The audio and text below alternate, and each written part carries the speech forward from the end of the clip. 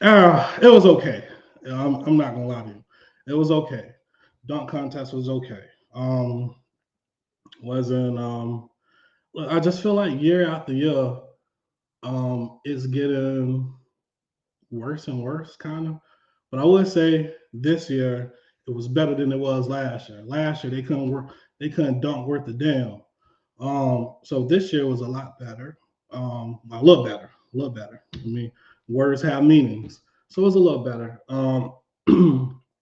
This kid that had the Philadelphia jersey, never heard of him. Shout out to him and congrats to him. Phenomenal job. Uh, I thought that, Kenyon Martin was going to win. That was going to be the person that I was rolling with, and I thought that was going to win the dunk contest. But yeah, they put on a show. I heard someone say, yeah, I have this idea, and I really like it. I've seen it on Sports Center the other day. As far as the dunk contest go, I think that since a lot of the big names don't want to dunk, or they scared to dunk, or maybe scared is words have meanings, right? But they don't want to dunk, like your LeBron James or your John Morant of the world. I like the idea of, you know, finding kids out there on the streets. I mean, people that actually play ball out there on the street. I mean, you know, get them to compete in the contest and add an award to it. Maybe help them pay for, I don't know, get into college or something. I would like that avenue. I think it'll be a lot more entertaining because the stars. I mean, they kind of seem like they prima donnas and don't want to really join the dunk contest. They seem like they kind of shy away from it. So I like the idea of maybe taking some of these college students, man, or some of these students in your local neighbor, some of these kids in your local neighborhoods, man, compete in the dunk contest. There's talent all around the globe. So I like that idea. What are your thoughts on it? But the actual East versus West contest, I got to tell you, that was just straight up horrible. Straight, straight up horrible, man.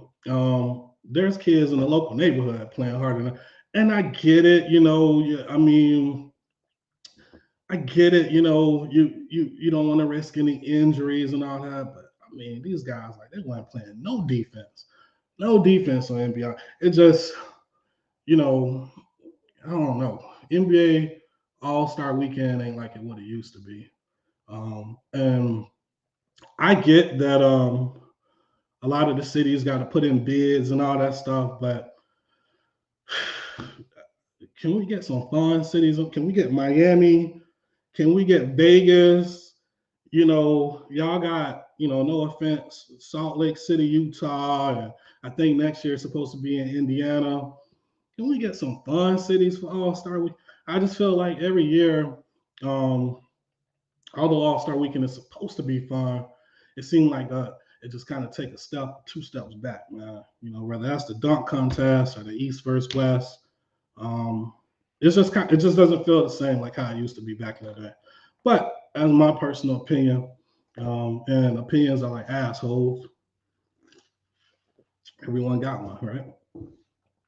Moving on to my next topic of discussion. So, to me, in my personal opinion, my IG followers, I know y'all can't really um, see what I'm displaying here on my stream and on my feed and all that. So I just tell you the topic of the discussion, and feel free to chime in if you like. So my next topic of discussion, along with that, talking about the NBA, was my top five NBA dual stars under the most pressure. I think this season. At number five, I'm looking at my team, yep, the Miami Heat.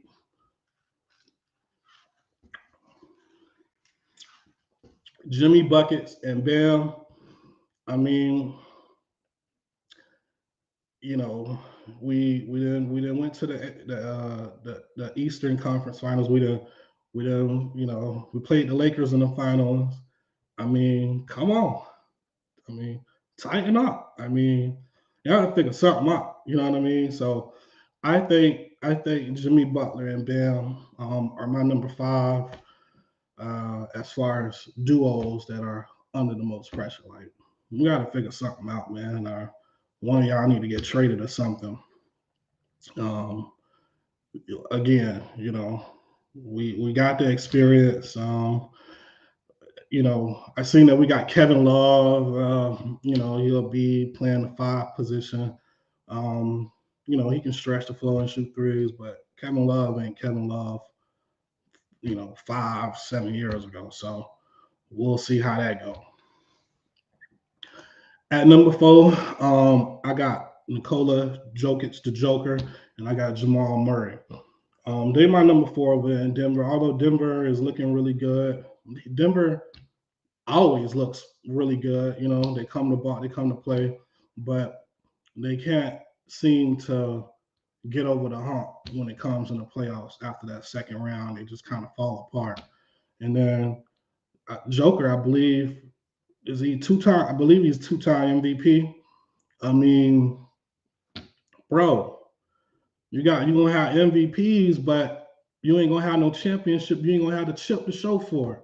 So I personally feel like he'll be they are my number four duo, the Joker and Jamal Murray. Again, for my followers that are just tuning in, my topic right now is the top five NBA duo stars under the most pressure. At number five, I have my guys in Miami, Jimmy Buckets and Bam Adebayo. Number four, I got the Joker and Jamal Murray. All these MVPs, Joker, you got to do something, baby. You got to show a chip for it. So that's at my number four. My number three. My number three duo is James Harden and Joel Embiid. James Harden, another one. Former MVP, which was in OKC, went to the finals. I get it. It was new in the league and all that. Go to Houston, had a hell of a time in Houston. Bounce to Brooklyn, go to Brooklyn. You think that they're gonna do it there, and then now you're in Philly. So I think they are another two that are up under a lot of pressure, and I feel like if they don't get far this year, obviously, I think some changes will definitely be happening with them as well. So they're my number three on the list. My number two on the list is Chris Paul and Kevin Durant. Chris Paul, you're a damn dinosaur, bro. You getting on up there. And I think, but you went to the finals a couple of years ago, or was it a couple years? You went to the finals. You got some experience there, but this is I don't know how y'all can mess this up in Phoenix. This is the most perfect situation that you can be in right now. You got D Book, you got Kevin Durant. So I really don't see no excuses on why they can't at least get to the finals. You know what I mean? So they're my number. I got him as my number two. As far as Kevin Durant, I respect Easy Money Sniper. My thing is, with KD, and to each his own. You entitled to go to whatever team you go to, whatever. You go to Golden State. You win a couple of chips there with Steph and Clay and all that. But I want to just kind of see you do it. I want to kind of see him do it on his own. That's my whole thing. Most of y'all gonna call me a LeBron bias, but that's okay. Y'all got y'all stated to y'all entitled to your own opinion, like I'm entitled to my own opinion. Opinions are like assholes, and everyone got one. So my thing with LeBron, okay, you can say he came down to the South Beach, Wade County, and Bosch, and all that, and whatnot. Yeah, he did all that. We showed him how to win. What did he do? He took that joint back to Cleveland, won in Cleveland. He had Kyrie, Kevin. He still had a similar. I won't say a similar squad, but they had a decent, an okay team. But he won. He took it back to Cleveland and he won. And then from there he went to LA. A lot of people want to dismiss the bubble. I'm not going to dismiss the bubble. A chip is a chip. So anyone in LA. So I mean, for me, in my personal opinion, I guess I would like to just to kind of see KD do that. Like, you obviously it ain't his fault of it ain't his fault to a degree what happened in Brooklyn in my personal opinion. You ain't gonna be able to control everybody's personalities. You ain't gonna be able to do all that. I understand all that. The biggest thing is just the leadership perspective. Like I would have grabbed Kyrie, I would have grabbed Ben Simmons and sit y'all as, y'all wanted me here, you know what I mean? What are we doing? You know what I'm saying? I would grab James, like, what are we doing?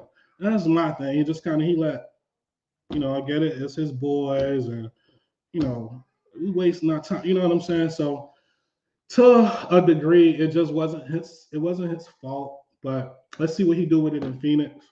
I mean, you got D Book, you got the point guard and Chris Paul. I don't like that they gave up Bridges and some pieces, but you got DeAndre Ayton. So let's see what they do with it. I mean, that would be my biggest things for KD. That's why I got him number 2 on my list. Now, y'all here, for some people might not like this. This might not be for you, and that's okay.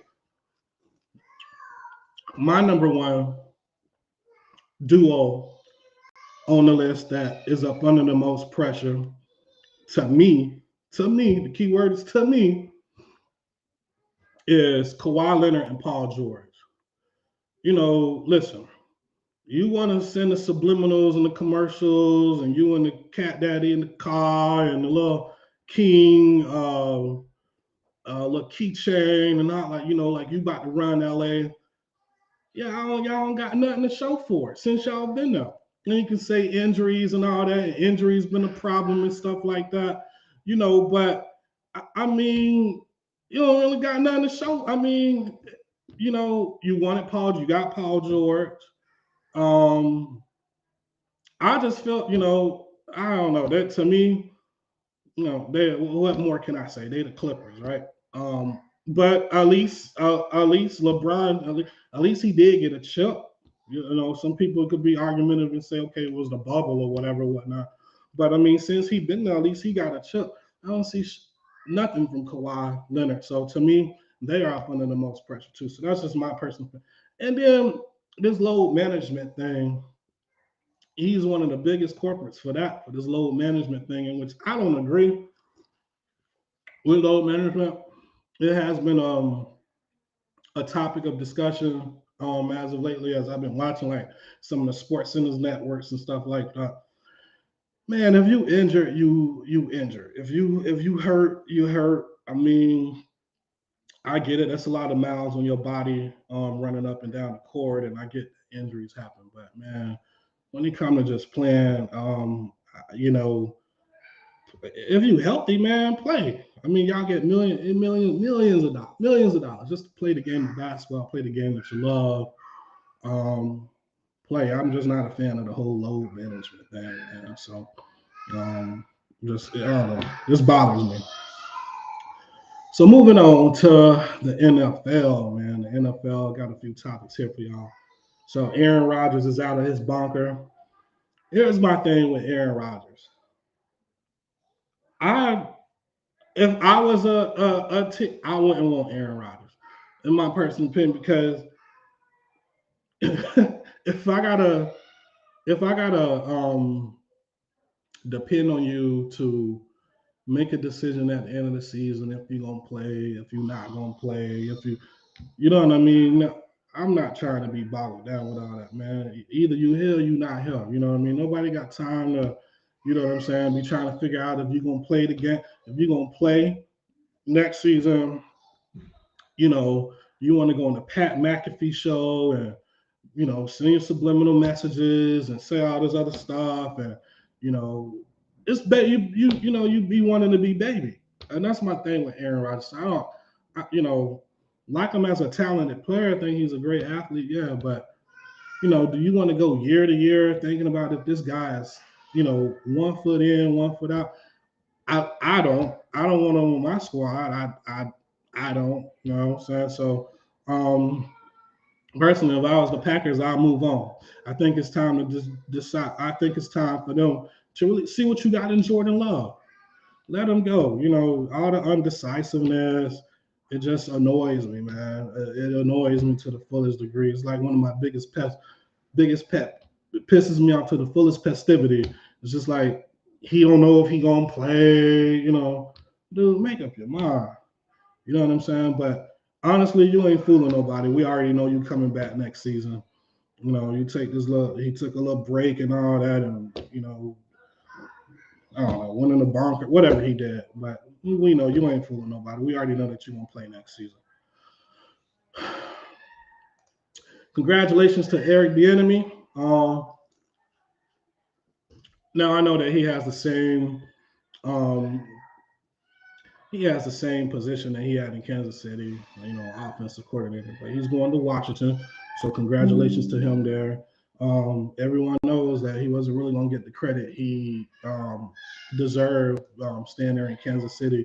All the credit is going to go to Andy Reid, right? So that's who everybody was going to grab. Andy Reid, you know, he called the plays, and I do that. Think, of course, I believe that Andy Reid is a hell of a coach and calls great plays, but you know, you can't tell me that Eric Bieniemy then, you know, have some type of contribution into them in the playoffs and Super Bowls and all that. So congratulations to him winning the Super Bowl with the Chiefs and moving forward with his life over in Washington. And let's just hope and let's see in the near future that he get coaching opportunities. My next topic: should the Ravens go ahead and put the franchise tag on Lamar Jackson? I just wish y'all just stop playing around in Baltimore, man. And I know I got some friends, I got some family out there that are Ravens fans. So holla at me. You know what I'm saying? Scream at me, man. Like, what are y'all doing, man? Y'all need to pay this man his money, man. Just, you know what I'm saying? I wrote my notes down here. Listen, check this out. So Kyler Murray, $230 million contract, 160 million guaranteed. He averaging about 46 million a year.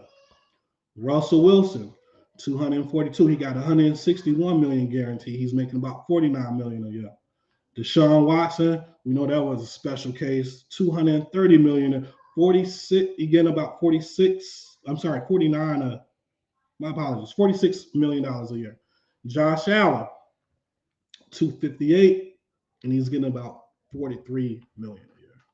Y'all can't sit here and tell me that Lamar Jackson um, don't deserve his money, man. Y'all need to pay that man his money.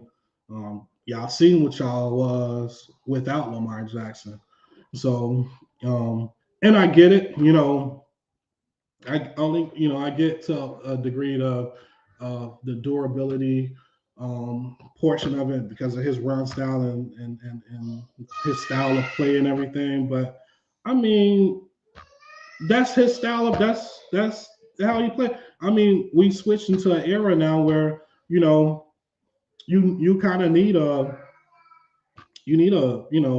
a durable quarterback, someone that's going to run. You know, so um, you know there's only a few out there that can stay within the pocket. Burrow, just to name a few. We already know Tom Brady just retired, but the league has switched to now we're in this era that you need a durable quarterback, and that's just his style of play. But you can't tell me that this man ain't worth at least 49, 50 million a year. And rumor is that they offer him 133 million. If y'all offer him 133 million, man, or 130 million, whatever the case, either way, 130. If y'all offered him that, man, that's just an insult, man. Y'all should pay that man his money. Other than that, I'll take him out there in Miami. I'll be happy to take him out there in Miami. No offense, I love Tua Tagovailoa as a quarterback. I love what he's brought to the team last season. He's definitely showed development and growth, but the best ability is availability, and I can't count on Tua Tagovailoa. I can't count on his availability. You know what I mean? To play every game. Concussion protocol. Now I'm hearing that he's taking a judo class, and they teaching him how to land properly or something like that when he gets tackled. So yeah, I'll happily take Lamar Jackson in Miami if we can make it happen. But I don't like the way Baltimore. I don't like the way that they doing them. They need to figure something out and pay the young man, get the boy his bread. Because look around him, Burrow, when it's his time, he gonna get his money. Josh Herbert is right around the corner. He's gonna get his money. And we know that Lamar is just as good as them, great as them, and so I think that y'all definitely got to get on the ball, man, and get this man his money.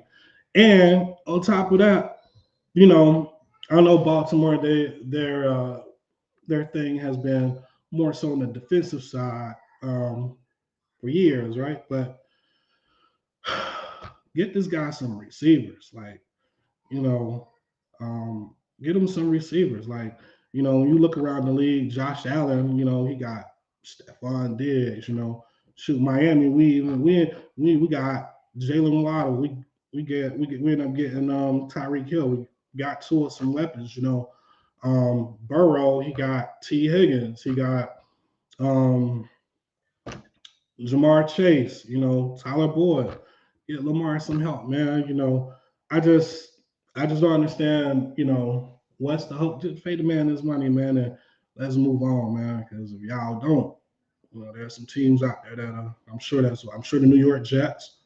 I definitely don't want him to go to the Jets. I don't want him to go to the Jets. The Jets are in my division. I'm sorry to sound like a hater for any Jets fans out there, but I wouldn't want him to go to the Jets. So hoping that he stay with. I hope that they sign Derek Carr. I don't know. But anyway, that's just my 2 cents on that, man. Get Lamar his money, pay the man. So yeah. So I want to give a shout out, man. Thanks for all my followers, man. And if you're tuned in and you're listening and you're checking your boy Joe Snow Sports Podcast, I used to come to y'all on Tuesdays, but moving on up in the world, got a new hustle, another hustle. And so I'll be coming and streaming to y'all on Saturdays. You know what I mean? You did. So subscribe to my YouTube channel at Joseph Snowden 397. Follow me on Facebook. Follow me on IG. I got more to come. I even got some heavy hitters coming that will be joining the podcast. We just trying to set it up and get dates on the calendar and all that, and all that good stuff. So yeah, man, it's been dope. It's been fun. Drink your water, continue to hydrate, mind your business, stay out of other people's business, live, love, laugh, all that in the full nine. And it's your boy Joe Snow. We're back at it again next week. And I love y'all, and thanks again for all y'all support.